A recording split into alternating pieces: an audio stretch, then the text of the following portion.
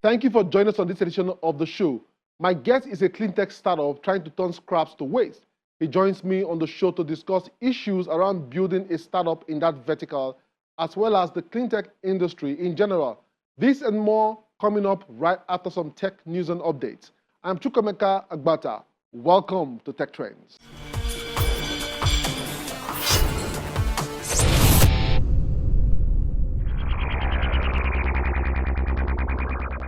More and more, modern warfare will be about people sitting in bunkers in front of computer screens, whether remotely piloted aircraft or cyber weapons.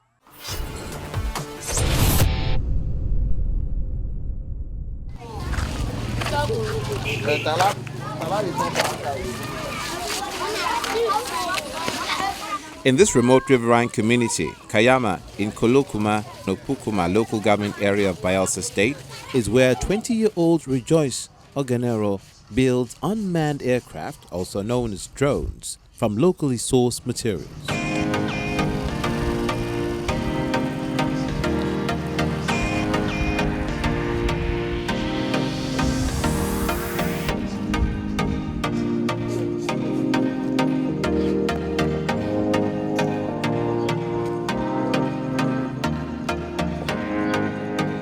Although his environment doesn't give anyone the faintest idea that such creativity could emanate from this neighborhood, Rejoice develops his passion in this makeshift store he refers to as his factory.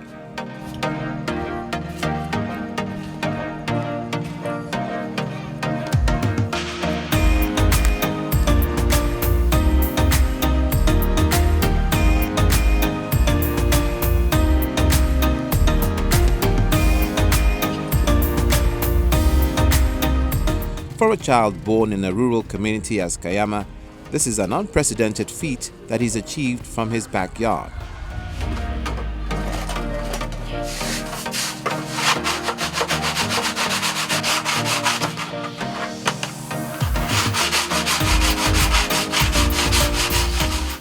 It is here that Rejoice spends most of his time birthing his dream of creating drones into reality.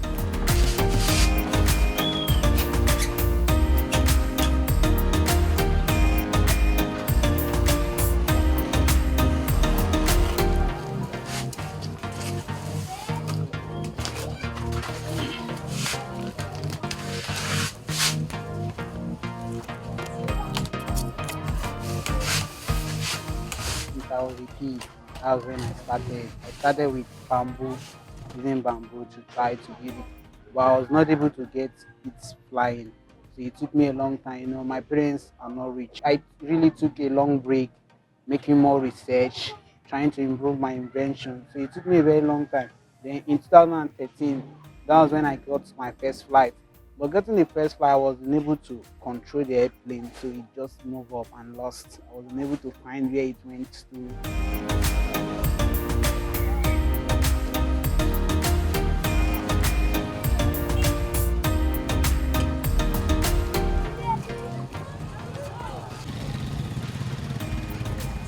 I do a lot of research from textbook, internet, like from my physics textbook. My physics teacher was like teaching something, and he was talking about third law of motion. Yes, it's opposite and equal reactions. So in aircraft, there are some principles like the angle of attack, which is the angle in which this aircraft climb. So if you don't know that angle, if you are not able to calculate that angle, your aircraft won't take off. You hear someone saying, "Wow, this is a toy." Actually, from you perspective, from many people, they think it's a toy. But building an aircraft is not a toy.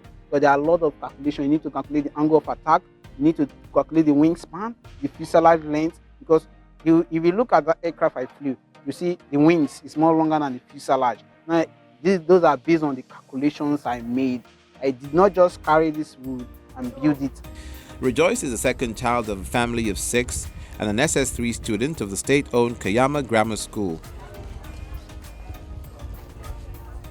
His scientific prowess and ability to manufacture these drones have made him a celebrity in his community, as residents are in awe of how far he's come.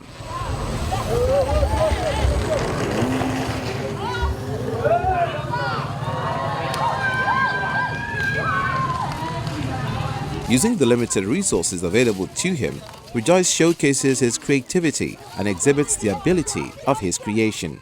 Many of those materials are gotten from scrap yard. Like you see, the aircraft is made up of plywood, foams, some electrical components from our DVD remotes, and some from all these toy cars you see. All these toy cars are something they call servos. So I was able to get that so I to control this. Before when I started, I was getting most of my materials are gotten from like 80% of those materials are from all these places they say refrigerators, which is those floaters you see. If you look at it, 80% of it are floaters to make it light. And the plywood, I bought some plywood to make it more to enforce it, like just see. So I was trying my best, trying to make it in a way okay. Even if it's flying, I should be able to control it. So I now started creating some things, which is using wire as a control surface to interlake with my airplane. Then the airplane will be going, we'll try to be controlling it here. We are not perfect to be going on before you know the wire will just cut, we lost the plane again. So that was when I took a long break in 2015. That was when I was able to come up with an idea of making it wireless. Then I started with it, I was like successful, but it will get to a range, a very short distance. The signal will just cut off and I will just crash the plane. Then in 2017, that was when I really got the wireless system, how to make it in a distance. Now the aircraft now has a distance compared to your eye. Anywhere your eye can see it, that is where you can go. So if I'm able to see from here to my state capital, you should be able to go there from here. Getting to this point wasn't easy for Rejoice, as he shares the several setbacks he suffered. However, his passion kept him going. Sometimes it will take me up to a year to build an aircraft, or it will take a second for that aircraft to crash. Why? Because I'm not perfect. But you know, one thing I've learned about this aircraft work is patience. Building an aircraft, you must be patient. Sometimes when it took me a year to raise this money to build this aircraft and it took a second to crash, and I would just say, all the money I've hustled for a year now, but I did not give. I was like happy, like wow, this aircraft have flied. I should not give up now. You know, there are three main principles of inventing something, which is the time, the money, and the knowledge. Now I have the money, I have the time. Well, I have the knowledge, I have the time, but I don't have the money. So if I don't have the money, it's very difficult for me. So far, I've built more than 50 aircraft. Presently now, just 7 are surviving due to the crash. I won't lie to you, even my first aircraft is not yet. The first 30th aircraft service is not yet. Because, you know, in every aircraft I build, there's something I got to learn from it. Even if it's crash, there's something I will learn from it. Like, wow, what is the cause of this crash?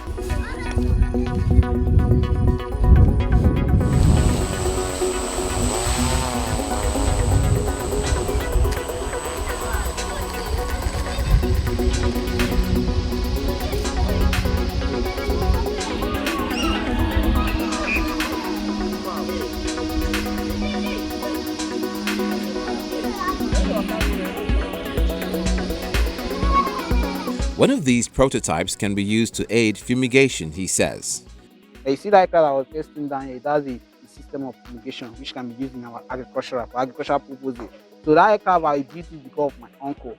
Whenever I was at home, my uncle would always be coming to me and say, let's go and spray in the farm. Whereas that time I used to spray in the farm, I could use it to invent something and to improve my. So I say, wow, if I'm building a car, I should add a technology to it that if this thing is able to spray, I just go to the farm, fly my aircraft. That should be a way of practicing the aircraft to make my flight more stable.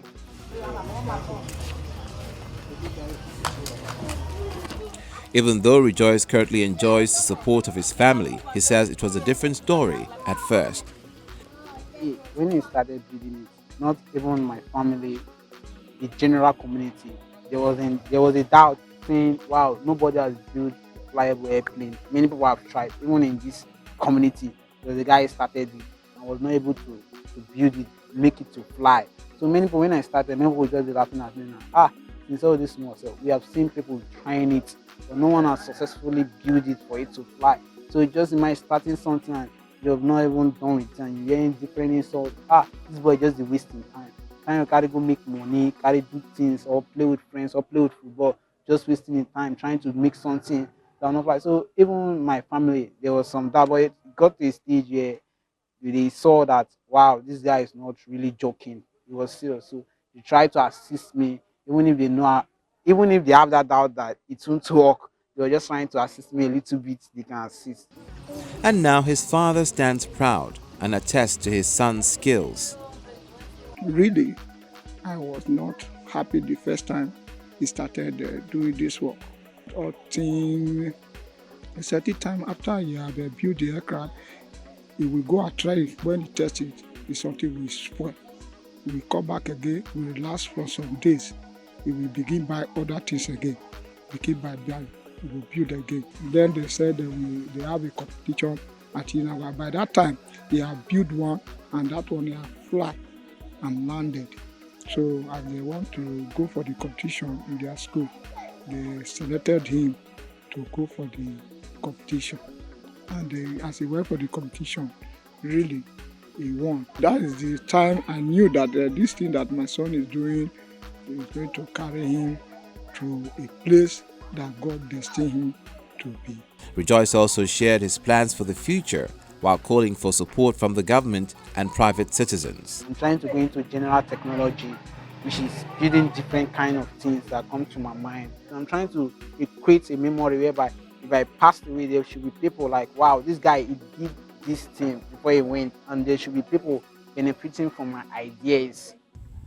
Rejoice is one of the several innovators in Nigeria who have the passion and skill to create practical solutions to everyday life problems. Currently, he's not had any form of sponsorship, which makes it quite difficult for him to go on.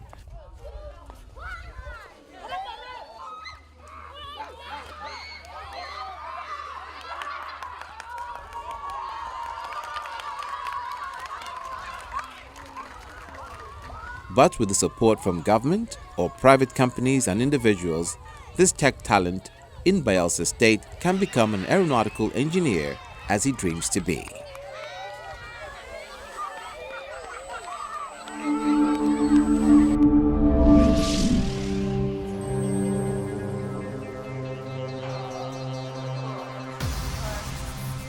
Russian robot manufacturer Promobot has been perfecting how its humanoid robots mimic their human creators in how they look and move. Promobot robots work as talking assistants in government centers in Moscow as well as universities.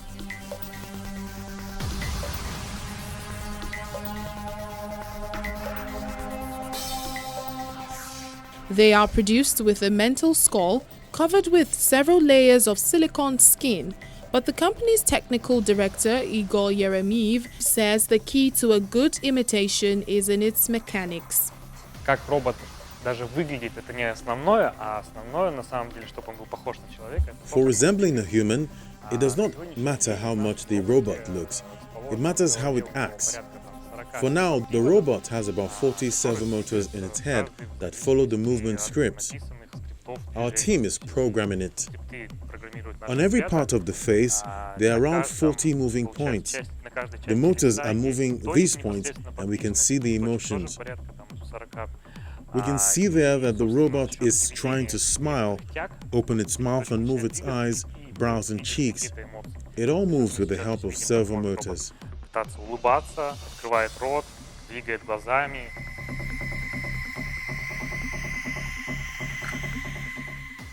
The company plans to bring even more lifelike features to its robots in the future.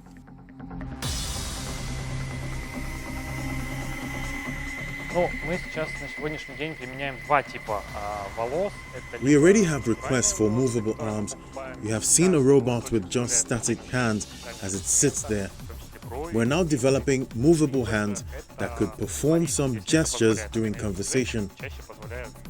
I think in the first place we will make it stand, and later in the nearest 3 or 4 years we'll make it walk. According to the company's website, Service Promobot, founded in 2013, works in 40 countries around the world as administrators, consultants, guides and concierges, replacing or supplementing human employees. In 2019, Promobot V4 became an employee of the American College of North Carolina.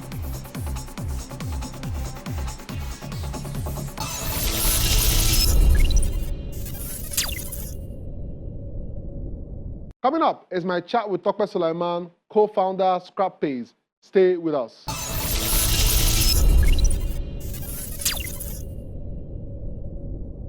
Every year, millions of tons of waste are produced worldwide with no signs of it slowing down.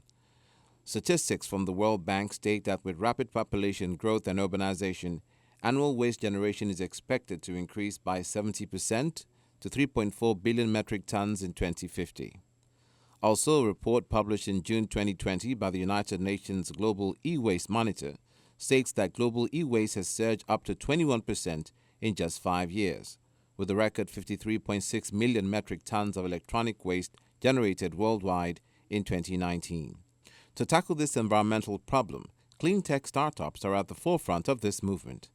The use of clean technology significantly improves energy efficiency and enables the sustainable use of resources or environmental protection activities. On this week's edition, Tokwe Sulaiman, co-founder of ScrapPays, discusses the issues in the cleantech industry. Hey Tokwe, glad to have you on Tech Trends today. Thank you very much, CFA, for having me. It's a pleasure. Awesome. So let's start by getting your take on the startup ecosystem today.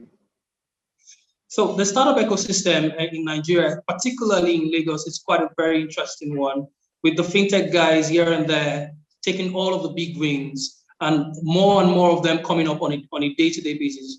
Outside of that, there are also very fantastic edtech companies, cleantech companies that are also coming up, that are also doing amazing stuff, but are yet to get the amount of recognition that the fintech guys have gotten so far. But I'm sure that in the next couple of months or years, they would also get to that place and be able to call that much attention to themselves as well. It's interesting you mentioned fintech. Sometimes I wonder how startups like you would feel with all the rave and attention of fintechs. So it's fantastic for us. It's fantastic because, and half of our business also have some sort of fintech solution incorporated into it. So it means that we also have the liberty to also play in that field and to get all of the returns or the yields that come from the fintech bubble as it is right now. So we know that it's something fantastic for us. And it also means that we can also get a very wonderful part of that as well. Okay, but hopefully, I hope you mean bubble in the positive term, though. Absolutely, yes, I do. In the positive term. I'm sure that this bubble is going to last way longer. So I know it's something that is continuous. But the bubble get to burst someday. Yeah, okay, I understand that. I understand. Yeah. All right. So tell me, what are some of the issues that you think affecting the growth of the other startups in other verticals? What are some of the challenges you think affecting their growth? So primarily because the fintech sector, like I said, has gotten a lot of investment, and investment in other parts are not as much as or near any of the parts in fintech, and that's essential because this capital ensures that these other sides of businesses can grow and affect more people and reach more impact than they're supposed to. So we believe that as soon as they're able to grow to parts that are investable and to where they can be sure that their numbers are correct, they would also get this investment and be also grow as much as possible, get the recognition and get them where they're supposed to be as well as they go along. So you are in a unique space, right? And and I wonder how you are able to push the narrative that you are also qualified to be called a startup. So because we are in the recycling space, there are a lot of other businesses that are traditional recycling businesses, but we are not, right? We've categorized ourselves as a clean tech and a recycling tech company. And the reason we've been able to do this is because we have offered offline and online technology so that we can facilitate collection of recyclable materials. And this puts us in that very unique space, right? So we've been able to use our technology to ensure that people get return and to ensure that all of the system is monitored from end to end. The financials running through all of the platform. I can see the growth on a month-to-month basis and also how it affects the traditional collection business that we're using it to drive. The ecosystem and startups like yours continue to hammer on the fact that funding remains a challenge.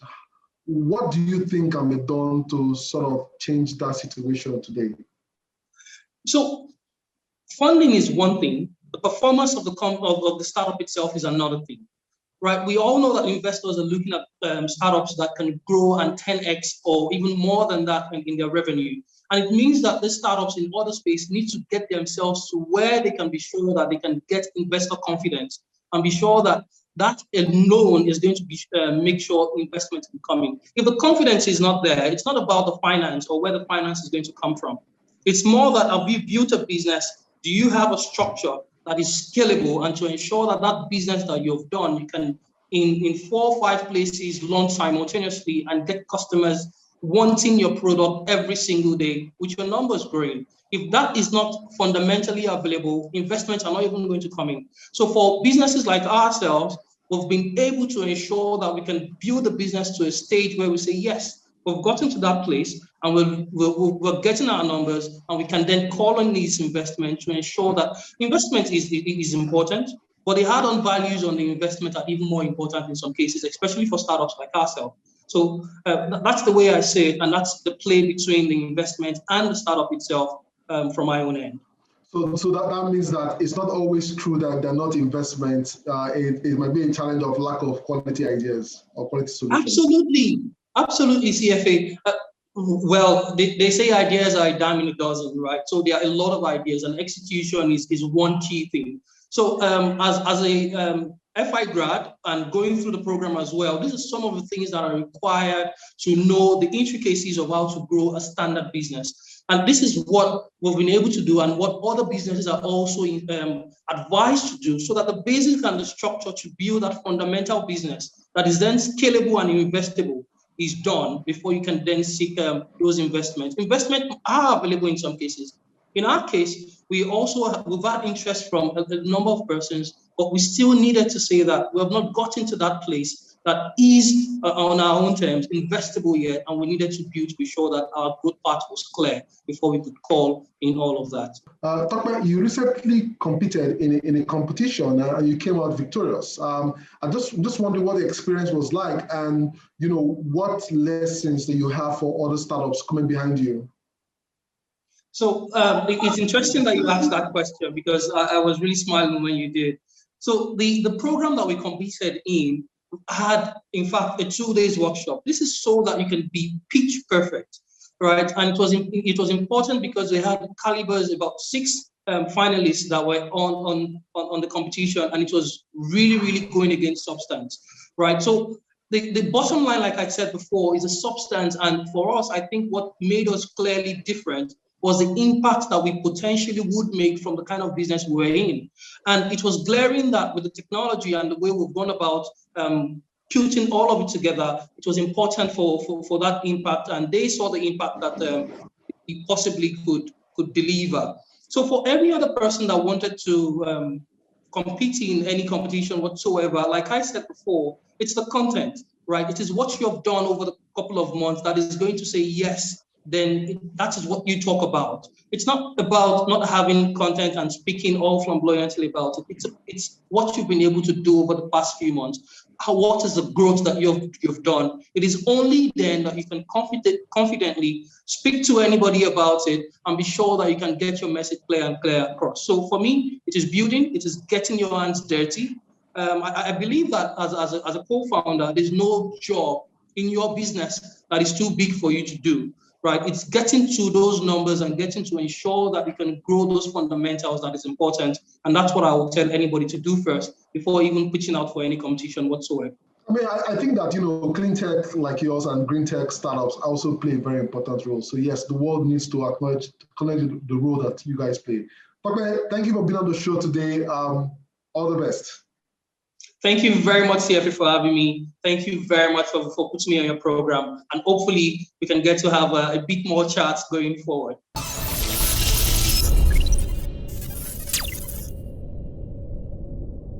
Tokma Sulaiman, co-founder ScrapPace, joins the growing list of clean tech startups trying to make our environment cleaner and ultimately making the earth better.